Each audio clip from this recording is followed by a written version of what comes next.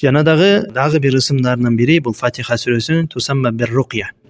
Руqya деп айтылат. Руqya деген ошол шарияттын негизинде адамды дарылоо, же болбосо адамга дем салуу. Шарияттын негизинде Куран сүннөттө кандай келген болсо ошондой. Буга далил لأن النفر من الصحابة الذين نزل على حي من الأحياء العرب استضافوهم فلم يضيفوهم.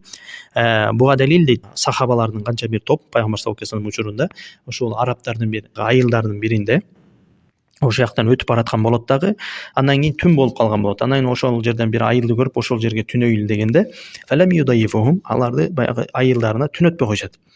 Фалудига кабирухум, анан ошол айылдын башчысын бир нерсе чагып алган болот. Фажау ятлубуна мин ас-сахаба ар-руqya. Анан алар ошо айылдын сыртында түнөмөк болушат да сахабалар, тигилер үй эме айылдарына киргизбей койгондо.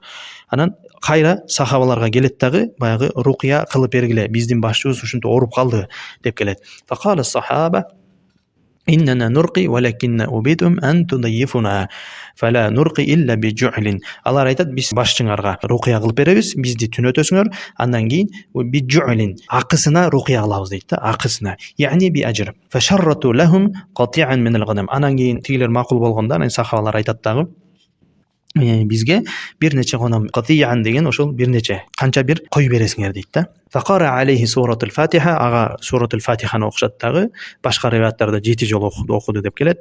Бул жерде ошо суратул Фатиха деп эле келет. Факама каанна бабуита мин иқан. Ал дейт, эч нерсе болбогондой ошо айыгып туруп кетет дейт сразу. Фаламма каддаму على النبي صلى الله عليه وسلم أخبروه بما حصل. Андан кийин алар ошол жактан болуп, ошол түнү түнөп, андан кийин эртеси пайгамбар саллаллаху алейхи вассаламга келгенде, ошол эмне болгонун, эмне кылышкандарын, руqya кылганын баардыгын пайгамбар саллаллаху алейхи вассаламга айтышат дагы. Пайгамбар саллаллаху алейхи вассалам айтат: "Ва ма адрака аннаха руqya" дейт. Сен билбейт белең дейт, ошо Фатиха сүрөсү бул руqya экенин дейт. Бирөө ооруп атса, ошого шифа кылына турган сүрөлөрдүн бири. Ошондуктан ушул нерсе сүннөттөн далил. Кимде ким ооруп аткан болсо, Фатиха сүрөсүн 7 жолу окуп, 3 жолу окуп, чек жок негизи. Кандай окуса, окуп, дем салып жүрсө, бул сүннөт болот. Эгерде бир жери ооруп аткан болсо, ошо биринчи дем салып, өзүнө андан кийин жанагындай медициналык дарыларга кайтса, бул жакшыраак болот.